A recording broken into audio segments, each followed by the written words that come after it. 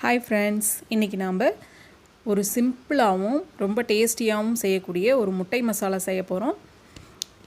அதுக்கு ஒரு கடாயை வச்சுக்கலாங்க. அடுப்பில் வச்சுட்டு ஒரு 2 டேபிள் ஸ்பூன் அளவு எண்ணெய் சேர்த்துக்கலாம். எண்ணெய் காஞ்சதும் கொஞ்சம் கடுகு சேர்த்து பொரிய விட்டுட்டு ஒரு கொத்து கருவேப்பிலை சேர்த்துக்கலாம். கருவேப்பிலை பொரிஞ்சதும் 2 வரமிளகாயை வாசத்துக்கு சேர்த்துக்கலாம். வரமிளகாய் செவந்ததும் ஒரு பெரிய வெங்காயத்தை குட்டி குட்டியாக கட் பண்ணி வச்சுருக்கேன், அதையும் சேர்த்து நல்லா வதக்கி விட்டுக்குங்க. வெங்காயம் வதங்கி வந்ததும் காரத்துக்கு 2 பச்சை மிளகாய் சேர்த்துக்கலாங்க. பச்சை மிளகாய் நல்லா செவந்து வந்ததும் வதங்கினதும் அதோட ஒரு அரை டேபிள் ஸ்பூன் அளவு இஞ்சி பூண்டு பேஸ்ட் சேர்த்து பச்சை வாசனை போக வதக்கிக்கலாம். இஞ்சி பூண்டு பேஸ்ட் பச்சை வாசனை போனதும் ஒரு பெரிய தக்காளி கட் பண்ணி வச்சுருக்கேன், அதை சேர்த்து வெங்காயமும் தக்காளியும் நல்லா வதங்கி வர்றதுக்கு கொஞ்சம் உப்பு சேர்த்து நல்லா வதக்கி விட்டுக்கலாம். உப்பு சேர்த்தும் போது சீக்கிரமாக வதங்கி வரும், அதுக்காக சேர்த்து வதக்கி விட்டுக்கலாம். முட்டை செய்கிறதுனால கொஞ்சம் பெருங்காயம் சேர்த்துக்கலாம். இப்போது நான் 2 தக்காளியை அரைச்சி எடுத்து வச்சுருக்கேன், அதையும் சேர்த்துக்கலாம். சேர்த்து நல்லா பச்சை வாசனை போக நல்லா எண்ணெய் பிரிஞ்சு வர்ற வரைக்கும் வதக்கி விட்டுக்கலாம்.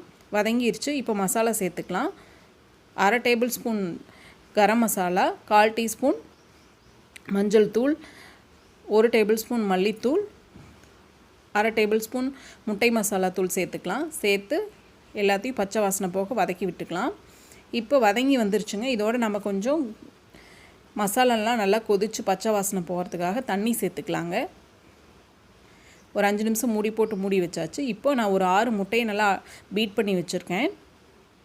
இப்போ பாருங்கள், நல்லா எண்ணெய் பிரிஞ்சு வந்துருச்சு. நல்லா கொதித்து மசாலா பச்சை வாசனை போயிருச்சு. இப்போது நம்ம அதை நல்லா கிளறி விட்டுட்டு உப்பு பார்த்துக்கலாம். உப்பு சரி பார்த்துட்டு இப்போ நம்ம பீட் பண்ணி வச்சுருக்க முட்டை இதோடு சேர்த்துக்கலாங்க.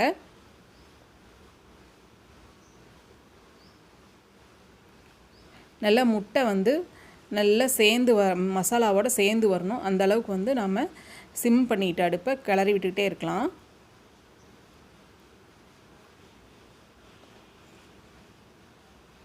முட்டையும் மசாலாவும் நல்லா சேர்ந்துடணுங்க. அந்த அளவுக்கு இப்படி கிளறி விட்டுக்கிட்டே இருந்தோம்னா பாருங்கள், நல்லா சேர்ந்துருச்சு. இந்த மாதிரி சேர்ந்ததுக்கப்புறமா நம்ம கொஞ்சமாக கஸ்தூரி மேத்தி சேர்த்துக்கலாம், இல்லைன்னா கொத்தமல்லி இலவு சேர்த்துக்கலாங்க. சேர்த்து இறக்கணும்னா நல்ல டேஸ்ட்டாக இருக்கும். இது பார்த்திங்கன்னா சப்பாத்தி, பூரி, சாப்பாட்டுக்கெல்லாம் ரொம்ப ரொம்ப டேஸ்டியாக இருக்கும். நீங்களும் செஞ்சு பாருங்கள் ஃப்ரெண்ட்ஸ். தேங்க்ஸ் ஃபார் வாட்சிங். நெக்ஸ்ட் வீடியோவில் பார்க்கலாம். Bye friends.